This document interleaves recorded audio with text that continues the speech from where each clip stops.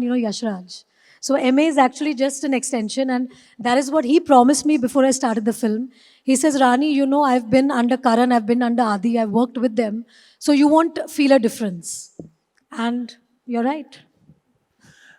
In fact, Nikhil, my next question is to you because true life stories are always so empowering and inspiring.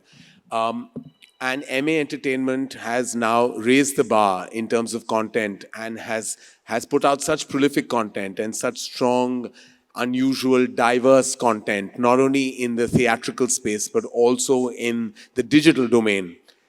How did this story of Sagarika Chakrabarti reach your table? Um, I don't know, Karan. I mean, I think that uh, after having gone through a huge journey of what I wanted to do myself and what my voice should be as a filmmaker, right? Um, Having learned under you, having learned under Adi, trying Salam Ishq and trying Patiala House, and then basically when D-Day, I remember when I showed D-Day. Remember, you were the first person outside the team that made D-Day who saw it, and I remember your words to me was that all your red lines, all your red lines have now been wiped out with this film.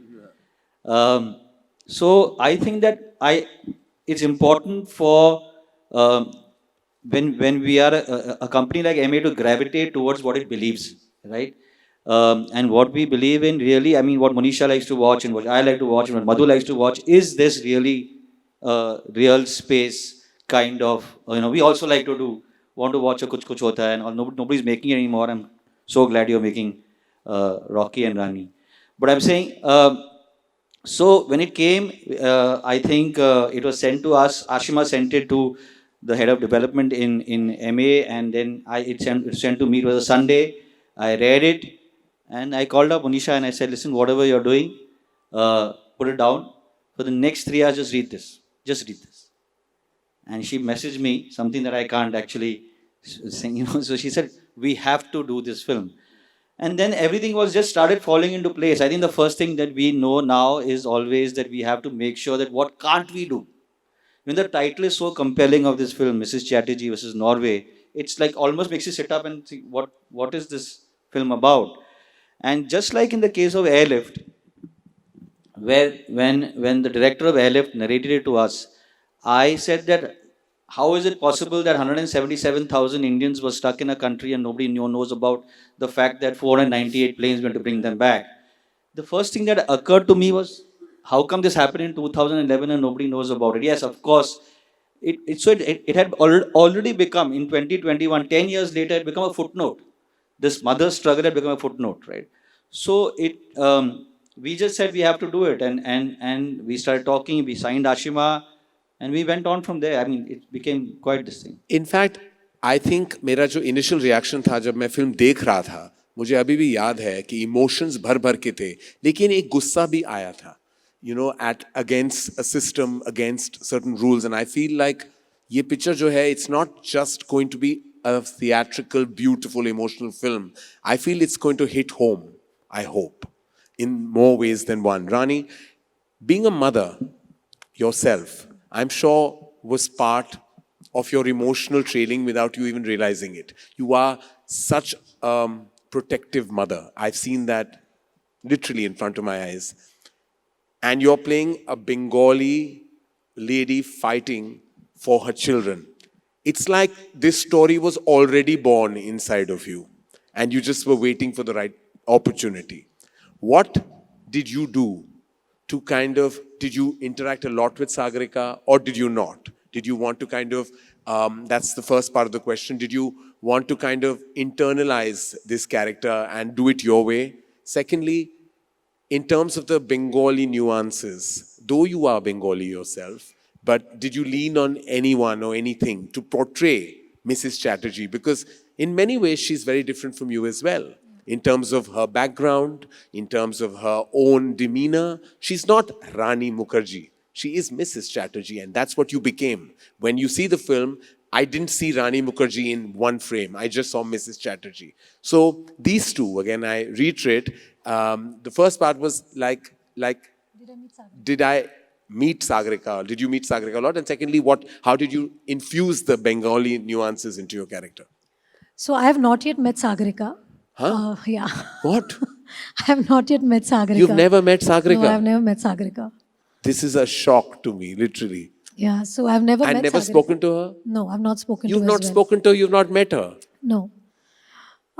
Because I think as an actor, what I wanted to bring to the table is something that I thought would be my interpretation of Mrs. Chatterjee's character. I didn't want too much of a baggage because she's very much there. So I didn't want people to find similarities or say that this is similar, that is similar.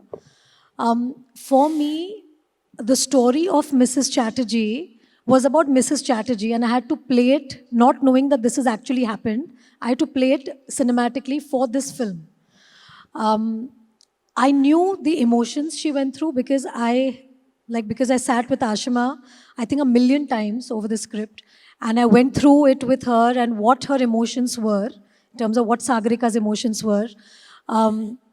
Ashima had a lot of tapes that she had recorded of Sagarika chatting with her. So I went through a lot of those tapes where I started to understand and I grabbed what her emotions are. Because that was what was very important for me for the character, that I need to understand her emotional graph because of what she's actually been through. Right. Because it was a struggle, it was frustration, it was anger, it was the loneliness, it was the mother's love, it was so many things. So I wanted to know what headspace was Sagarika in during that period and what is she today? And what has this journey of this fight made Sagarika into today? So I went through that. But when it actually came to performing and becoming the character, the only person that came to my mind was my mom. And I have no qualms to say it, that I have just taken my mother and put her into Mrs. Chatterjee. Because my mom is raised... I saw that. That's why You I saw asked that? you. I saw that. Yeah. I was like, this is Krishna auntie. Like, she's portraying her mother. So actually for me, someone who is so connected to her roots, there is nobody else that I know more than my mother. My mother got married to my dad 50 years ago, and she came to Bombay. She's born and brought up in Calcutta. She got married when she was 21. But she is such a Bengali in her, the way she is as a person, the way she eats, the way she talks. Even when after 50 years of being in Bombay, when she speaks in Hindi, she sounds like a Bengali. When she speaks in English, she sounds like a Bengali. So I think if you're once a Bengali in West Bengal, born and brought up in West Bengal, you'll always be that. And whenever you speak to anybody from Calcutta, West Bengal, you'll see them having a flair of that Bengali accent, which never leaves them. And I think that is spectacular for me because my mom, living in Bombay, has not been able to leave her roots away. She's still very connected to her roots. And whatever impression I had of my mom growing up, the way she is, Bengali tigress, the way she has fed us with her hands, the way she used to talk to us, the way she has given us love. I think it was, when I read the character of Mrs. Chatterjee, for me it was all along like my mother. Like I was imagining my mother, what would happen if somebody would have taken Raja and me away from her. And I could imagine my mom going completely nuts. It takes me back to the moment when I saw the film and I was so shaken and moved and triumphant, of course, in the end. I have an adat, I have twins at home and I'm a single parent. Hamesha I say, whenever my children are looking very pretty, I say kala tika laga do. Yes. My daughter has a habit sometimes that she doesn't eat and I have to make her physically Feed her. eat with my hands. We say Saturday ko nazar utaro. It's embedded in our culture. And when I saw the film and I reached home and Yash and Ruhi were standing there and I just had tears in my eyes looking at them because I'd just seen Mrs. Chatterjee versus Norway and I was like, what if one day somebody just comes और मेरे बच्चे को घर से ले जाए? क्योंकि हमारी tradition, हमारी inherent culture, हमारी parenting instinct जो है, उनकी वजह से कोई अगर हमारे बच्चों को ले जाए. And it takes me to my favorite I think this is your best performance to date. I have to say it on record. It is your best performance to date. And I hope the world notices what I have. And I'm sure the world will on the 17th of March. That moment when it's decided in court कि आप तभी मिल पाओगे अपने बच्चों जब वो 18 साल के हो जाएं. The way you react in that moment, it's like it took me back to a moment, a YRF film called Mashal, where Dilip Kumar bangs on the taxi and says, like, stop. He needs a car because of his wife who's dying. That time, that scene had given me goose flesh. And the second time, in my cinematic memory, where I got goose flesh, is when I saw your reaction, where literally you were sliding, your feet were sliding on the floor while they're trying to hold you back.